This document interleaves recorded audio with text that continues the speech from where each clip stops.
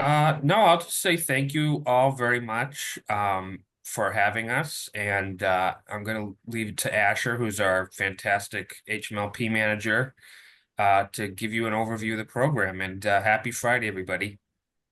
Thank you. Happy Friday. Okay, well, here we are today. Thank you for everyone for attending, and again, today I'm just going to give you some basic overview of the program, and then after that we'll do like a question and answer session. So I'd like to thank you all for joining. So let's get started. Um, so the Home Modification Loan Program, it's a state-funded program that helps homeowners basically, and small landlords, meaning if you're a landlord that owns 10 units or less, to make necessary changes to keep individuals that have disabilities, or it could be elderly family members, for example, in their own homes. RCAP Solutions administers the program in collaboration with Mass Ability, formerly known as MRC, and the Community Economic Development Assistance Corporation, known as CDAC. So the type of modifications that are possible, for example, could be ramps, stair lifts, bathrooms, kitchen modifications, therapy or sensory spaces, fences, and other type of modifications that are needed in regards to helping out the beneficiary's needs. So the loan information, basic information is that it can range from 1,000 up to 50,000 per property. It's secured by a promissory note and a mortgage lien. The great part of the program, which a lot of people sometimes say this is too good to be true, which it is a 0% interest loan and also deferred payments. Excuse me. So you can live in the house for 10, 15, 20 years and never make a payment. And $10,000 loan, for example, today, in 20 years, it's still $10,000. So there's no interest that accumulates. So it does not put any additional financial burden on the family, which is very helpful, obviously. Again, there's no required monthly payments and no interest that accumulates. If you did want to make payments and pay down the loan, you could always send in a check, a payment. It goes right off the principal, but you don't have to. So how you repay the loan? Repayment is required if the property is sold or if the property title is changed over to a non-family member or non-child. I mean, that's there. We can go into more details, but for now, the most important thing to know is if the property is sold, yes, the loan is paid back. Homeowners hire the contractor of their choice. The contractors give us basically a quote for how much the project is going to cost. So that's why, obviously, we need a contractor quote. That's part of the application. The contractors must be licensed and insured in the state of Massachusetts. Now, landlords with fewer than 10 units may be also eligible for a 3% loan for a tenant if they wish to do a modification for a tenant, which most of the time, if they do it, it works out real good. Say, for example, the tenant leaves, they have a larger pool of potential tenants because the unit's been modified for, particular reasons. So that would be very helpful for the landlord also.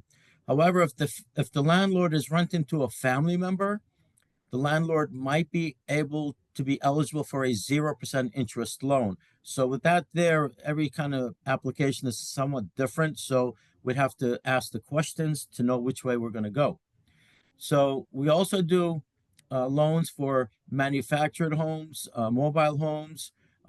This loan for this type of dwellings is from $1,000 up to $30,000. And again, it's the same situation where it's secured by a promissory note and a security agreement based on the unit. Next slide, please. So the home modification program does have income guidelines, but as you can see, they're very generous. For example, a family of 3, you can make as much as $297,800. and you can still qualify in terms of income. A family of five, close to 360,000. Even individual person can make up to 231,600. So again, the main part of this program is to help the beneficiary with their medical needs. So the application process, you can download an application, or you can contact me. I can email you or mail out an application. On page 7, there is a checklist of items that I need and require. It's part of the application process, obviously. Applications are reviewed on a first come first service basis to determine eligibility and go over the proposed modifications. Obviously, eligibility is determined by evaluating the whole application and the documentation submitted. So we can't really determine eligibility until we have everything that we need. But again, the process, I mean, it can take, I'm not going to say take a long time, but it depends on the information that's supplied. The faster we get everything, the better. So it's a work in process. And so basically, items that are required as part of the application, for example, verification of household size and gross income. The professional form, page 12 of the application, that's to be completed by the beneficiary's medical provider. That gives us basically a diagnosis or situation as to the limitations and the function of the beneficiary. And also, we're going to need, for example, is a verification of paid state income taxes and property taxes. So we just want to make sure that the state taxes are current and property taxes are current. If you are behind for whatever reason, if someone is behind, it doesn't mean they're going to be rejected outright. If you do have a payment plan or something in place, we can work with you. And also a copy of the property deed um, for the property. I mean, most of the time I can pull the deeds. If you don't have a copy or if the applicant has an issue with providing, I can. Most of the time I verify a deed anyway, so I can take care of that aspect if need be. Next slide, please. So possible modifications, as you can see, bathrooms, we do a lot of bathroom modifications, kitchen modifications, stair lifts, these are possible modifications. Ramps, we do a lot of ramps, sensory, therapy spaces. Accessory dwelling units are becoming very, very popular. So that is, could be a part of an application or scope of work. Generators, walkways, driveways, possibility. And that is me. My contact information, my email. Again, the main thing is if someone has any questions, you can reach out to me. It's been very, very hectic. The amount of applications have been increasing a lot. So, but I still try to maintain, obviously, connection and communication as fast as possible. So that's why getting the application, most of the items on the checklist is very important because until we get all the documentation, obviously I will not submit the application for approval until I have everything that's needed because we don't want anything to bounce back.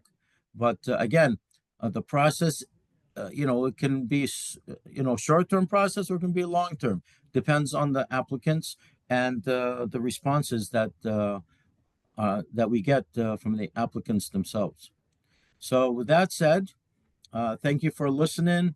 Again, it's a quick presentation. Hopefully, didn't go too fast, but now we can open it up for questions and answers. Okay, so if we have a family that already has a lien on their house, are they still eligible to apply? Yes. Okay. Yep. A lot of families, they have multiple liens. They can have two liens. We do not have a problem in going to last position. So if they already have two loans, obviously we can go into third position, for example. If we're in second position and someone's doing a refi or or a new loan of some sort, the lender can request a subordination from us, which means we can go down and they can take our second spot, for example, if they need to. So we Okay. can work with the lenders, with the homeowners. We try to make things and life easy for the beneficiary. Sure. Sometimes we have families that are trying to become AFC providers, adult foster care providers, and their house doesn't qualify. So we're working with them on creating a better environment so that they can qualify to take care of their loved ones. So this is an important notion, because I think we have a couple of families that they already have a lien on their house, maybe taxes or something, and maybe we don't know the whole story, but Yeah, I mean, until every application is somewhat unique. So, one application does not fit everybody. yeah, yeah, So, so we need to get more information on their particular situation. Sometimes the situation is very difficult where, I can't say, I don't want to give any specific answer as to yes or this or that. of But course. again, I look at every application on its own merits and based on what the application says and what whatever information is needed, we will discuss it and get the appropriate information. Sure. Within the application, is there a form that allows you to speak to one of the family support specialists here that's trying to help a family? Or do you have to speak directly with the family only? Well, if they're working with someone, we can always they can give us permission Yeah, to okay. speak to their that particular agency or someone. Excuse me. The application itself does not have something where it gives us authority, Yeah, but that particular agency might have something where they can have the homeowner sign off on where they give us permission to speak to them if need be, like an attorney, for example. They send us a authorized signature where we can speak on their behalf, or but most of the time, homeowner, if they send us something in writing that they want us to speak to so and so, they authorize it. I mean, I don't have a problem because a lot of agencies sometimes help out homeowners fill out the application, help them through the process on their end for whatever reason. So I'm always willing to work with an agency, to help out the family. yeah, and we're usually there to kind of help understand what is being asked for and do the legwork, so that's Right. good. Okay. Yeah. There was another question here. Oh, will these slides be emailed over to Tiara for us to use? Yeah, Adam can take care of that. He's our marketing guru. All right. He can do wonders with slides and marketing and anything else. Great. Thank you, Adam. We'll be looking forward to seeing your email. This was great. Any other questions? Girls are good? You guys are good? Kathy, any other questions? Just, yes, you are getting the slides. Yeah. All right. Well, thank you so much for your time and your energy, and this was Yeah. really helpful. Yeah, anytime. And if anyone ever has any questions, shoot me an email, call me, and I will respond. And we can connect as needed. Thank you, Asher. I appreciate it.